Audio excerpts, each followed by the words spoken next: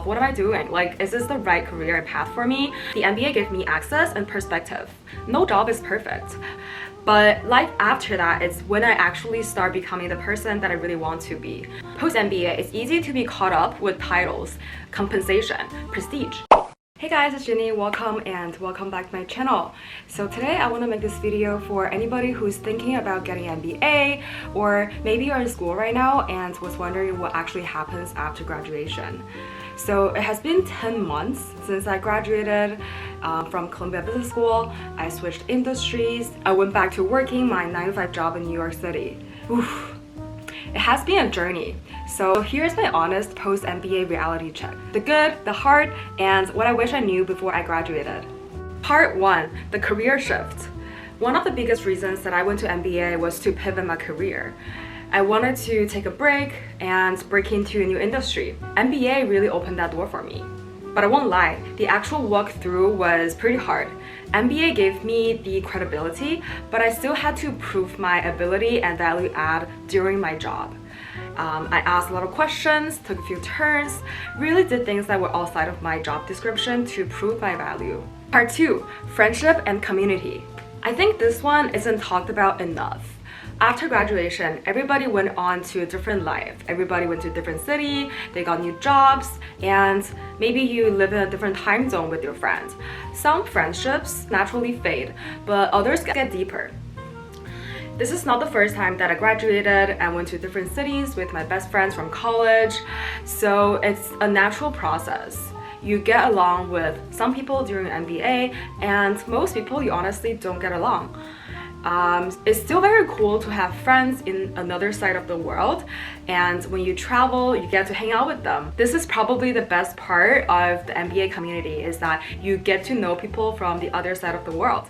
Part 3, life in New York. So New York is very different. I was in New York before I started my MBA and decided to stay after my MBA, because for me, New York is really everything all at once. It's inspiring, chaotic, you get lonely, but you also get energized by the events and people around you. Post-MBA life here is moving really fast. Everybody's hustling, doing different things at the same time. But here's what I learned. Slow down when you can.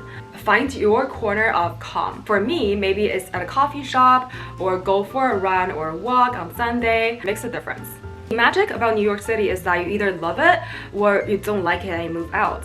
A lot of people come in and a lot of people leave New York. It's a natural process, and I believe I still have a couple more years of me left in New York. Part 4, what I wish I knew. When I started my MBA, I thought the goal was to work out with a perfect mapped out 5-year plan. Spoiler, I didn't. And neither did most of my classmates.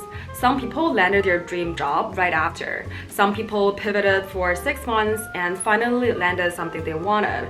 Some realized that they don't want to work for a corporate and started their own company or brand.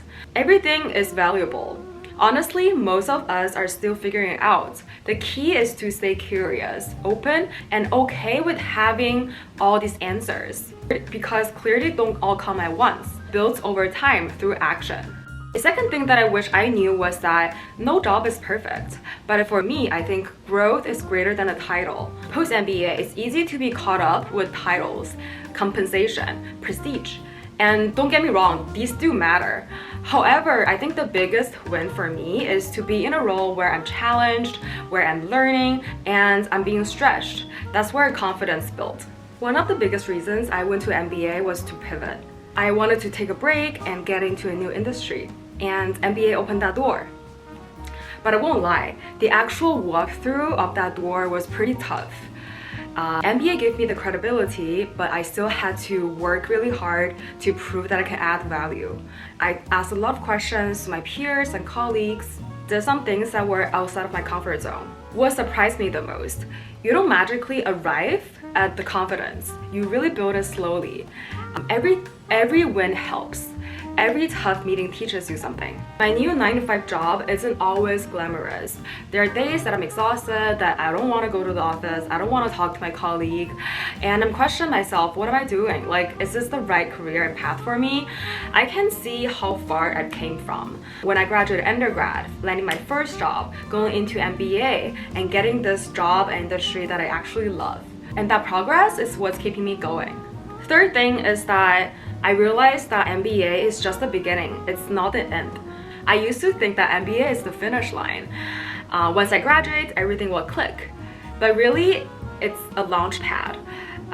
You think about it as, you're building a house. You graduate with new tools, but yes, you gotta learn how to use them. You're not a student anymore. The mindset shift is important. You're building, you're experimenting. Maybe you fail a little, but that's okay, because that's where growth actually happens.